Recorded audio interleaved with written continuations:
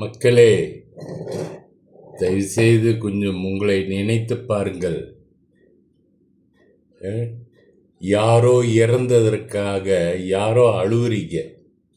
காரணம் என்ன? உலகத்தில் எல்லோரும் இறக்கத்தான் வேண்டும். இறப்பு ஒன்று இல்லைன்னா இந்த படைப்புக்கு அர்த்தமே இல்லை. ஆண்டாண்டு காலமா, 1 வருஷம் 2 வருஷம் இல்லை, ஆண்டாண்டு காலமா அழுது புரண்டாலும் ஆண்டவர் வரப்போவதே இல்லை. தயவுசெய்து கேளுங்கள். நான் உங்களுக்கு ஒரு கதை சொல்கிறேன், உண்மை சம்பவம் சொல்லுகிறேன், கேளுங்கள். பட்டினத்தார் ஒரு தடவை வீதியில் நடந்து போனார். அப்போ நடந்து போகும்போது ஒரு எதிர்ப்புறத்தில் ஒரு வீட்டில் எல்லாரும் அழுது கொண்டு இருந்தார்கள். ஆயிரக்கணக்கான பேர் அழுதார்கள். இவரும் பார்த்து விட்டு போய் ஒரு தூணை பிடித்து கொண்டு அழுதாராம். அழுது அழுது அழுது அந்த இறந்து போனவரை கொண்டு போய் அடக்கம் பண்ணிவிட்டு வீடு திரும்பி வந்த போது கூட அந்த பட்டினத்தார் அழுது கொண்டே இருந்தாராம். அந்த இறந்தவருடைய சொந்தக்காரர் போய் கேட்டார், ஐயா, நீங்கள் இப்படி அழுகிறீர்களே, ஏன் அழுகிறீர்கள்? நீங்கள் இறந்தவருக்கு யார் என்று கேட்டார். அப்பொழுது பட்டினத்தார் சொன்னார், இறந்தவனை பற்றி நான் கவலைப்பட்டு அழுகவே இல்லை என்றார்.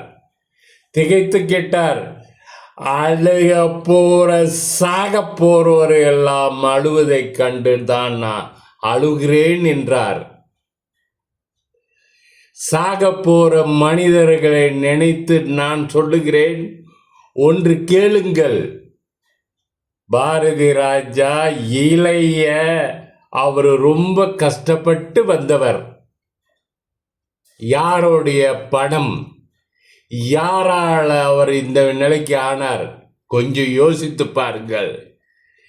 எல்லாம் நீங்க உழைத்த காசு, நீங்கள் உழைத்து அவருக்கு கொடுத்தீர்கள். அவர் இறந்து போன பிறகு அழுகிறார்.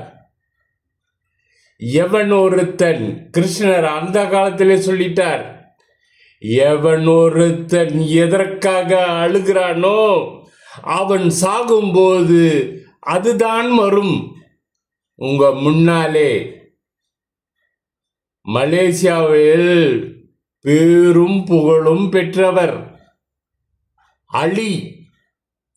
அவரை கண்டால் பாம்பு நடுங்கும். உலகத்திலே அவர்தான் வின்னர் என்று பட்டமே பெற்றார். அவர்தான் பாம்பு மன்னன் என்று பட்டம் பெற்றார். கடைசியில் அவர் இறக்கும் போது எப்படி தெரியுங்களா இறந்தாரு? பாம்பு கொத்தி தான் இறந்தார்.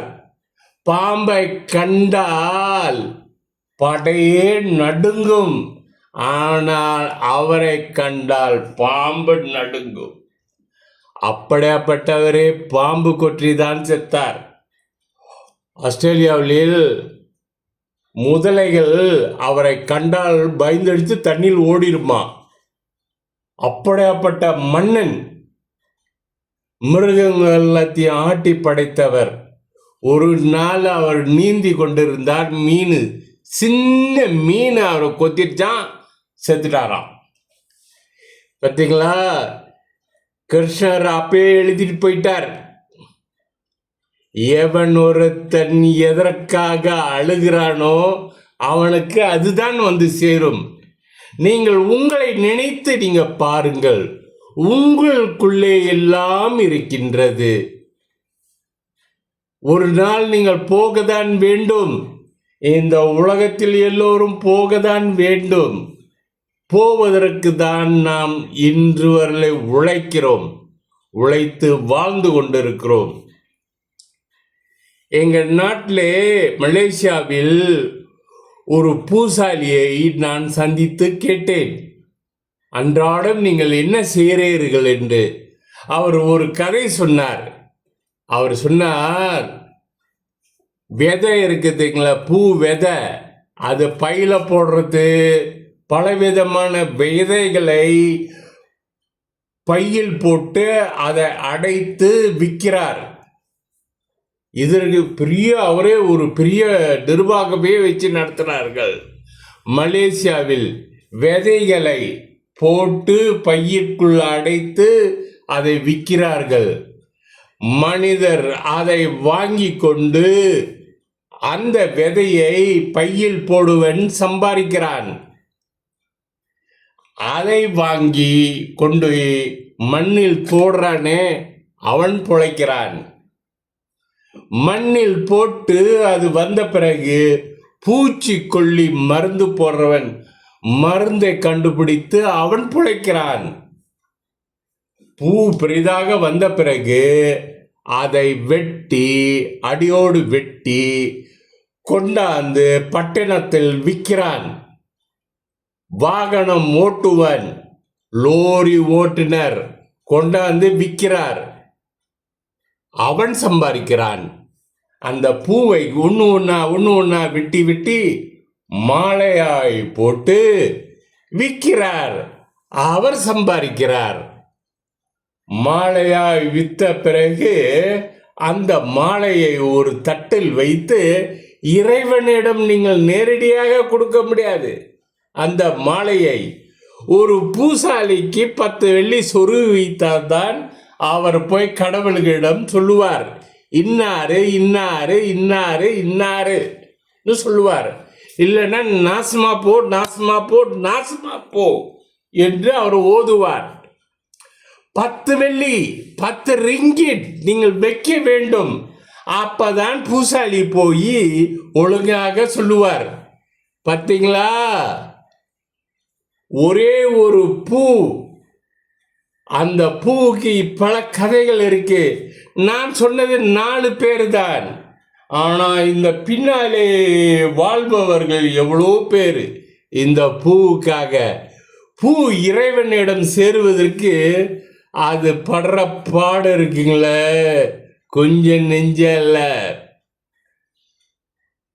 தமிழ்நாட்டிலே மந்திரி அவர் தோற்றுவிச்சிட்டாரா, சிங்கப்பெண் என்று தோற்றுவிச்சாரா. இந்த சிங்கப்பெண் கூட ஆண் போய் ஃப்ரிட்ஜ் திறந்து அச்சு எடுத்து அதில் தண்ணி ஊற்றி வைப்பது ஆண் என்பதை மறந்து விட்டார். இங்கே மலேசியாவில் நான் இதை பற்றி கேட்கிற போது பிரம்மன் என்ன சொல்றீங்களா, நான்முகன் பிரம்மன் நான்முகன் பார்த்து சிரிக்கிறான். நான்முகன் அவன் பார்த்து சிரிக்கிறான். இந்தியாவிலே தோற்றுவிச்சிருக்கும் சிங்கப்பெண் பிரம்மன் சிரிக்கிறான். நான் கேட்டேன், நீ ஏப்பா சிரிக்கிறேன்னு. அவர் சொன்னாரு, என்ன தான் இந்த உலகத்தில் படைப்பது என் தொழில், நான் எப்படி படைக்கிறேன் என்று இவர்களுக்கு தெரியாது. ஆண் இல்லைன்னா பெண்கள் பிரயோஜனமே இல்லை, பெண்கள் இல்லைன்னா ஆண்கள் பிரயோஜனமே இல்லை. பின் ஆண் என்று நீங்கள் பிறந்த பிறகு டாக்டர் எழுதுகிறார், உங்களை எழுதுவது பிரம்மன். ஆண் பெண் என்று பிரம்மன் எழுதுகிறான். பிரம்மனை யாருமே ஏசுவதில்லை, அவனுக்கு ஒரு கோவிலும் இல்லை. காரணம் என்ன? பிரம்மன் சிரிக்கிறான் உங்களை பார்த்து. பெண்மணி, இரும்பு பெண்மணி என்று பட்டமே சூட்டினார்கள் இந்திரா காந்திக்கு. அவர் கடைசியில் என்ன சொன்னார்? நான் இந்த நாட்டுக்காகியோ மக்களுக்காகியோ என் வாழ்நாள் முழுதும் நான் அழித்தேன் என்றார். ஆனால் எனக்காக 5 நிமிஷம் நான் அழிக்கவில்லை, நான் என்னை பற்றி நான் சிந்திக்கவே இல்லை என்றார். உங்களை பற்றி சிந்திங்கள். நீங்கள் யார், எங்கிருந்து வந்தீர்கள்? ஒரு நாளைக்கு இந்த உலகத்தை விட்டு போக வேண்டியதுதான். யாரையும் நீங்கள் போற்றவும் முடியாது, தூற்றவும் முடியாது. ஒரு நாள் நீங்கள் போவது நிச்சயம். இந்த நிச்சயமற்ற வாழ்க்கை வாழ்ந்து கொண்டு நீங்கள் மற்றவர்களை தூற்றுகிறீர்கள். இது ரொம்ப தவறு. உங்களை பற்றி யோசிங்கள். தமிழ்நாட்டிலே அவரால் வாழ முடியாது, நீடிச்சு இருக்க முடியாது. என்றைக்கு அவரை பற்றி அவர் யோசிக்கிறாரோ அன்றைக்கு தான் தமிழ்நாட்டுக்கு ஒரு நல்ல காலம் பிறக்கும். அந்த ஆண் இல்லாமல் பெண் வாழவே முடியாது. நான் பலரை போய் சந்தித்திருக்கிறேன். இது போடு செய்கிறீர்களே, உங்களுக்கு என்ன நன்மை, இந்த பெண்ணுக்கு என்ன கதி என்று அவர் சொல்லுகிறார். நடந்தது என்னமோ எனக்கு தெரியவே தெரியாதென்றார். நான் சொல்லுகிறேன், இதை கேளுங்கள். இது பிராமன் பண்ற வேலை, நான்முகன் பண்ற வேலை. அந்த நான்முகனை பிடித்தால் எல்லா விவரமும் தெரியும். ஒரு ஆண் பெண் மேலே மோகம் கொள்வது எதனால்? நல்லா சிந்தித்து பாருங்கள். பிரம்மன், யமன் அந்த விதையை போடுகிறானே பையில, அவன் ஒரு மனிதன். ஆனா அந்த விதையை கொண்டு மண்ணில் போடுறானே அதுவும் மனிதன். ஆனா அது எப்படி முளைக்கின்றன அது பிரம்மனுக்கு தான் தெரியும், அந்த நான்முகனுக்கு தான் தெரியும்.